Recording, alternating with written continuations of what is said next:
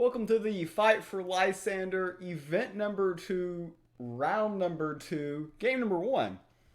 And I am playing somebody I faced in the Superb Owl, One True Morty, Dioxide on Discord. So this is a rematch, a revenge situation for my opponent. And we are going first. I'm playing Control Deception, so going first, less important. These can be somewhat annoying. I don't think keeping two is optimal. I don't like Hunting Trap in this matchup, just not as many good targets. I'm assuming he's aggro, and I am Control. So while this draw, it's like we're not really applying pressure early, it's kind of the norm for my deck to not apply pressure not apply pressure early here. What I'm going to do here is I'm going to go ahead and just claim the board. So I'm going to say, hey, the board is mine. I should neutralize this and be able to get it off the board before they can buff it. That is kind of the idea behind this play. Granted, they could give it +1/+1 and deal situation that way, but yeah, this is what it is. They get that. Now we can clear this for free, and I have the option to Umber here, but I'm just going to go ahead and GP. They're going to trade here, and we're going to be fine with that. So we're effectively at the end of the day, we're appealing 2 cards for 1, which is the type of value that we like to accomplish with this deck.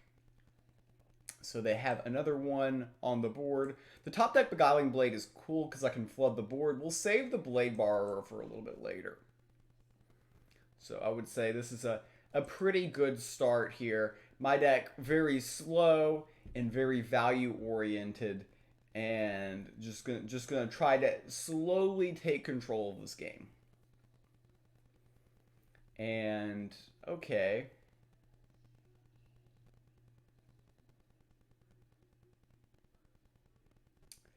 So I have a lot of options this turn. I want to get by this. I can get by this Sleep Dart here. So let's go ahead with this line. I don't really want them to be able to flood the board ever. So this allows me to get rid of the 0/2, and I can ping here. This makes sure this ends up dying. We're trying to get control of the Sanctum as well. I mean, ideally I'm going to get a situation for these Umber Arrows eventually. We just haven't been able to get that situation to appear yet. The Wither Fingers in hand will be problematic when I find a situation to drop it a little bit later as well. At least that's what I keep telling myself. So both of these minions should die to burn here at the end of the turn, and they're going to go ahead with the Militant Theist. And they're going to keep on keeping on here. They're getting these 2/3 statted minions on the board, which is super, super awkward. And I am going to continue to weaken their board. Now, granted, they can hit me with an Asterius here, which will serve some usage. If they can play Asterius, they can peel. But we do get rid of one of their bigger threats and have some uses for Umber Arrow. Radiant Dawn could be a big play here. Yeah, that does make sense. So they can peel.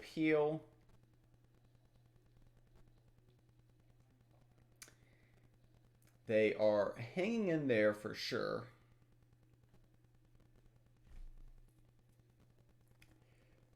So we draw the Patient Pickpocket, which doesn't accomplish too much at the moment.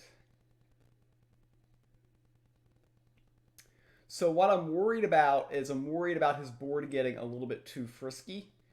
So I'm going to say, hey, you're not going to be too wide. He'll be some wide, but not too wide. Here. So we know that they can just do this trade, and that's fine. I hated giving up an Umber and not getting 2 for 1.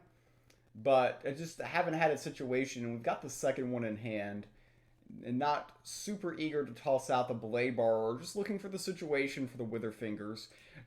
Drawing one Radiant Dawn when we have Wither Fingers in the deck and in the hand in this situation is something worth noting.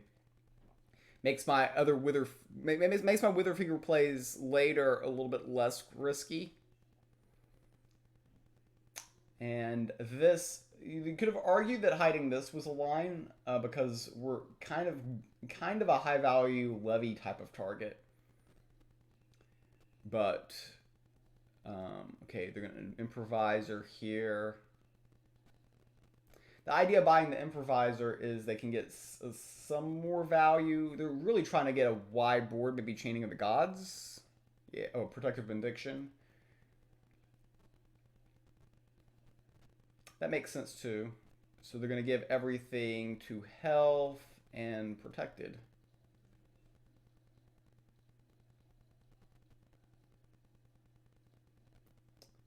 All right.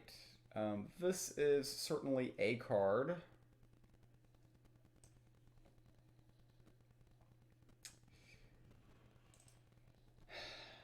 I mean, I could worry about Asterius here.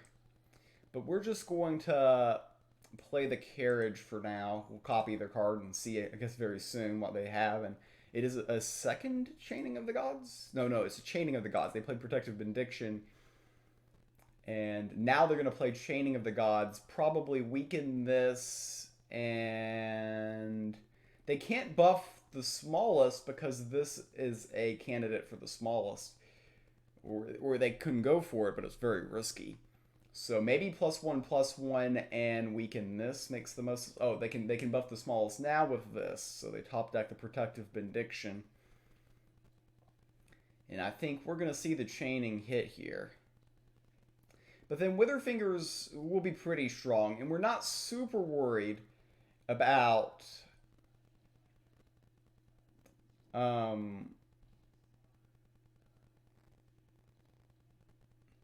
we're not super worried about, what is it?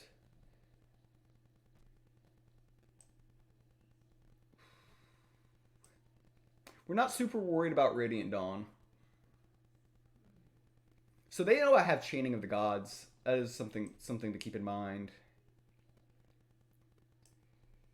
But Wither Fingers is just strong here. It puts 3 minions to sleep. We can put more to sleep next turn. And as long as they don't top deck Radiant Dawn in their next 2, their board kind of slowly simmers down.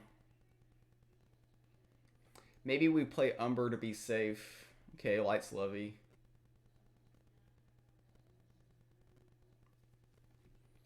Yeah, I need to be somewhat cognizant of the fact that their board is rather large. So let's go ahead, take a minion, and that slows that down a tad here. Putting stuff to sleep is definitely an option. If I go face and sleep here, yeah, let's go ahead, put everything to sleep. And the Form of Power is the best card, so we'll just grab it. So this dies to burn. Okay, Mortar.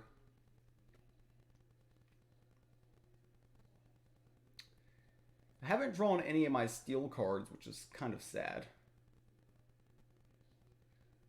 This can be useful.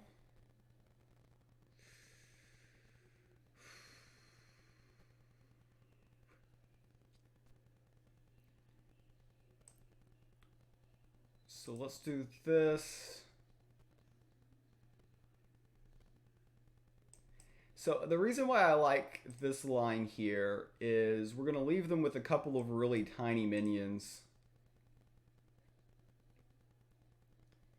And I think this is good. I mean, there's Asterius, like, is a big card that they can get there, but I think we still got Scylla, which is solid.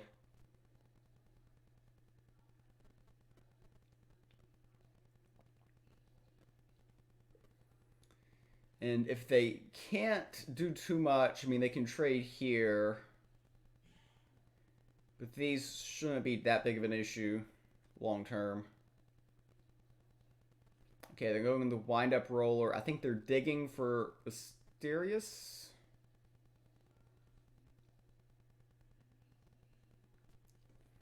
We are also one off of lethal, which is something to consider.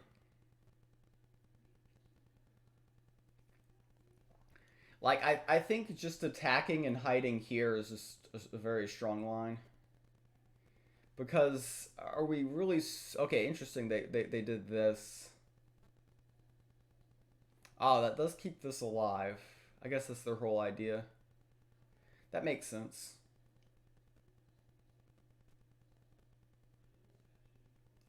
The second Wither Fingers. I just have to be somewhat careful that I don't insta-lose to Asterius. And I don't. So with that in mind, just a hiding here is solid.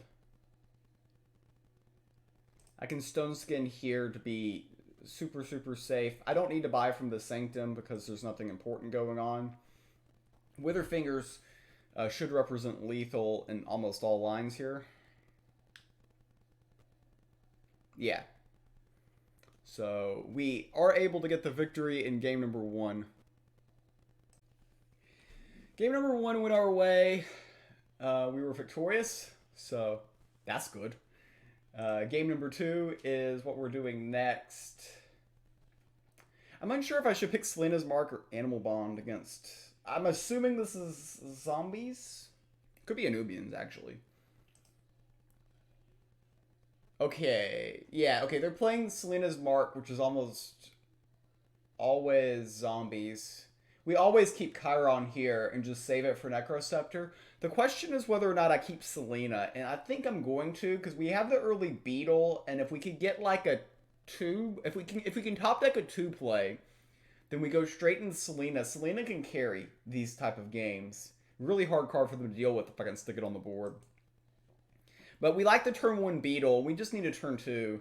Okay, turn 2 Boar. Yeah, this is a really good draw. Because we have the answer to Necrosceptor in hand immediately. And I believe I am running Briar as well. But, I mean, having this is just great. Okay, so yeah, we Boar here, and it's good. This is good. Yeah, this is good. And if they've got Necrosceptor, we've got the Chiron all day. If they don't have the Necrosceptor, then we probably just play Selena next turn. Yeah. So we had the Chiron in the opening mulligan is just really critical. Because this is an important card for them. And to just go ahead and peel that off the board is going to be somewhat depressing for them. And now I debate whether or not I'm going to GP or I'm going to GP. You could argue Jag there, but I'm just going to GP. Chiron is just such an important card in this matchup. Just having that is just devastating for them. Okay, yeah, we get the Blight Bomb there. That's their second and last Blight Bomb. We're fine with that. So here I have options this turn. I think the best one is just Selena. And I'm okay. They just peel here. We're fine with that. And because the Chiron's already done its work.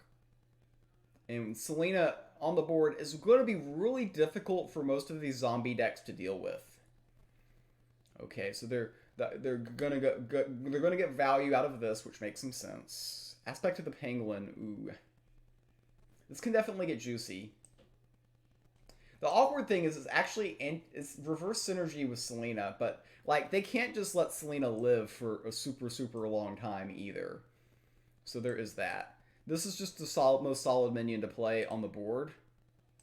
And actually, Aspect of the Penguin is pretty bad in this matchup because they always have Ray of Disintegration for bigger targets, right? So it isn't even a good card. So able to get rid of one zombie. This Nether Swarm is problematic. We're hoping that this Veil Warden gets rid of it next turn. However, if they have Ray of Disintegration for the Veil Warden, they can do a lot of work here because they could have, in theory, hit a 50-50 and then killed Selena.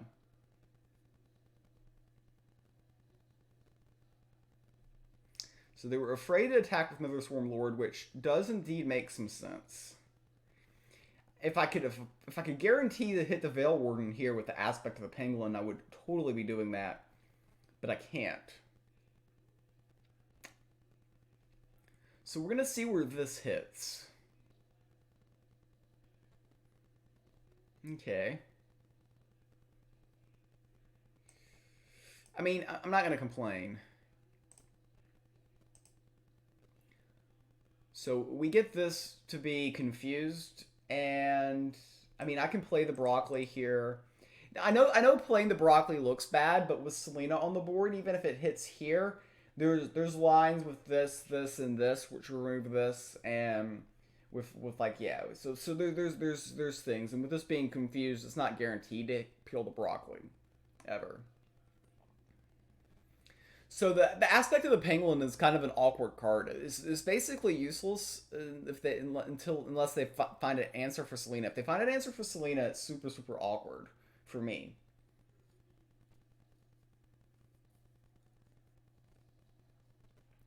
So the Ranger First Bow peels the Barksworn Hunter, or it peels here with Wicked Fae. Okay.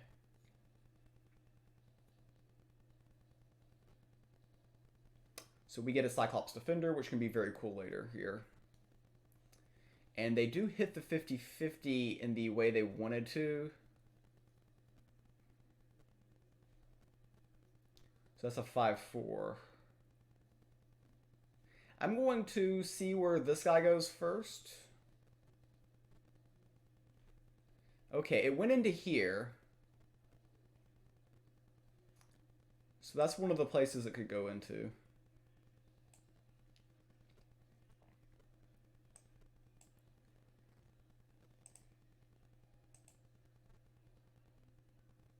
So yeah, able to reduce their board as much as we can.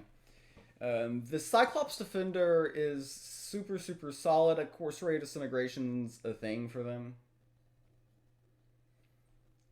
They're actually doing a very good job of hanging with us in the value situation. Aspect of the Penguin's just a really bad card in this matchup. And particularly bad when we have Selena on board, because putting Penguin on Selena is just a complete nothing, really.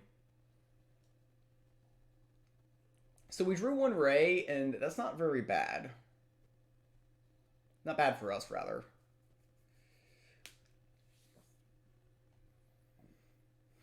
Valkus Discovery. So the Valkus Discovery can remove the ward and the backline off of Selena. So that's their idea behind that card. But we're just gonna slap down a 7/7 blind Cyclops, which actually does damage my Selena, but also kills their last minion. And still slowly getting there value-wise. If they ever kill Selena, like for instance, if they go with the line of like Valkus Discovery, well, they've already played both Blight Bombs, so don't have to worry about the second Blight Bomb, really. But there's lines where they can kind of get to this now with Valkus Discovery.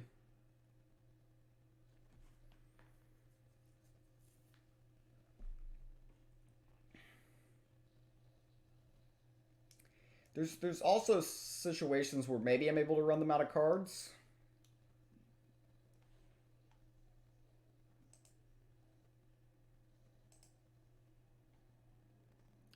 So they're able to do some work here. I don't want to expend further because we're very far further. Like, I know that Bifurcating Curse, Apocalypse Now are very possible here. So we're just going to GP, and I'll buy from the Sanctum for now. So we shuffled a card, and this Nightleaf has obviously some things it can be useful for. I mean, they can't just take seven. They can't take 9 points of damage forever, right? So they eventually have to do something. But I didn't want to overcommit. Like they know I have another 7 drop in hand. I didn't want to overcommit, and ooh, that almost kills them.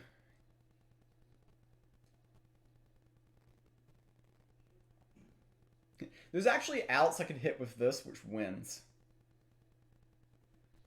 Right? And maybe not.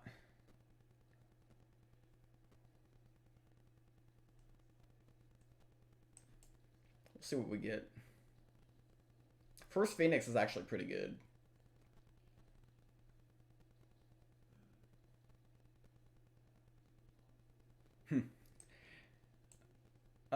Doesn't combo with this because the burn triggers. Oh boy, never thought of that.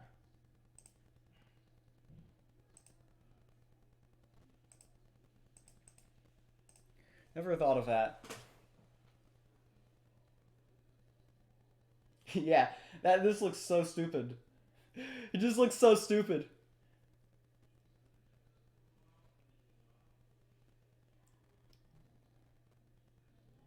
Okay, they do get rid of Selena.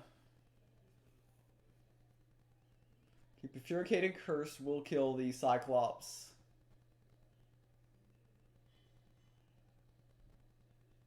Oh, they misclicked? I mean, it was probably about done anyways. Alright, we get the win and advance to the next round.